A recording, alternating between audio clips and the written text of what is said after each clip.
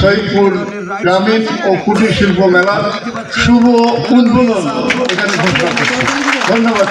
নীলফামারীর সৈয়দপুরে বর্ণিল আলোকসজ্জা ও জমকালো আয়োজনের মধ্য দিয়ে শুভ উদ্বোধন হয়েছে সৈয়দপুর গ্রামীণ ও কুটির শিল্প মেলা 2026-এর। মঙ্গলবার সন্ধ্যায় সৈয়দপুর সেনানিবাস ফেয়ার পার্ক মাঠে এসআর ইভেন্ট ম্যানেজমেন্টের আয়োজনে আনুষ্ঠানিকভাবে পর্দা ওঠে এ মেলার। উদ্বোধনী অনুষ্ঠানে প্রধান অতিথি হিসাবে উপস্থিত ছিলেন সৈয়দপুর জেলা বিএনপির সভাপতি আব্দুল গফুর সরকার এবং সাধারণ সম্পাদক শাহিন আক্তার শাহিন। অনুষ্ঠানে আরও উপস্থিত ছিলেন এসআর ইভেন্ট ম্যানেজমেন্টের প্রতিনিধি রাশেদ সহ স্থানীয় গণ্যমান্য ব্যক্তি, ব্যবসায়ী, সাংস্কৃতিক কর্মী ও বিপুল সংখ্যক দর্শনার্থী।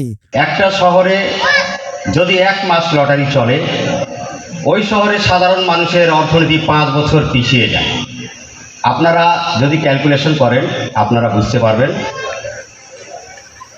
আর আমাদের শহরেও সেম সেটাই হয়েছিল। তখন থেকে আমার চিন্তা ভাবনা ছিল যে এই শহরে পরবর্তীতে মেলা আমরা করব। এই মেলাটা গত 25 তারিখে উদ্বোধন হওয়ার কথা ছিল, বৃষ্টি বাদলের কারণে আমরা একদিন পিছাইছি। মেলা চলবে। এই মেলায় আমি কথা দিচ্ছি অশ্লীল কোনো কিছু হবে না, কোনো জুয়া এই মেলায় হবে না।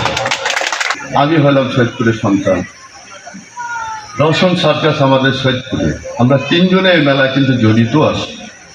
আমরা কখনো চাবো না যে আমাদের মান সম্মান কোনো হানি হোক বা আমাদের জন্য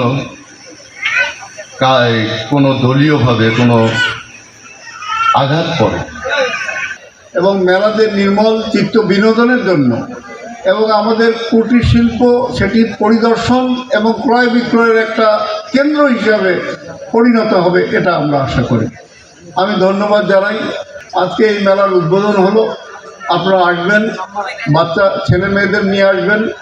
এখানে আমার বিশিষ্ট যে মোটরসাইকেলে খেলা দেখাইতো রাশেদুজ্জামান, সে বলছে যে স্যার শুধু মোটরসাইকেল না, আমি কার চালিয়ে ওই খেলাটা প্রদর্শন করি। এখানে করবে কিনা জানি না, তবে কার চালিয়ে এখানে যদি প্রদর্শন করে তাহলে আমরা সৈয়দপুরের মানুষ আমাদের নিজেদের ছেলের খেলা দেখে আমরা তো মুগ্ধ হব।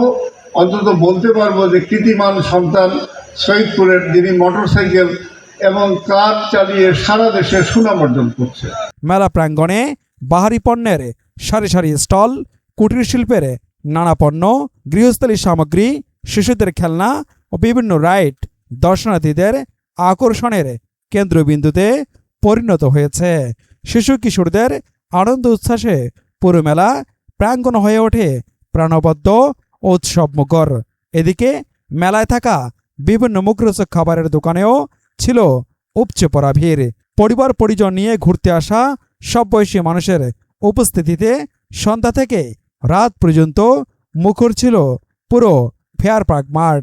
আয়োজকরা জানান, আসন্ন ঈদকে সামনে রেখে বিনোদনের পাশাপাশি স্থানীয় শিল্পপণ্য ও কুটির শিল্পের প্রসারে এই মেলার আয়োজন করা হয়েছে।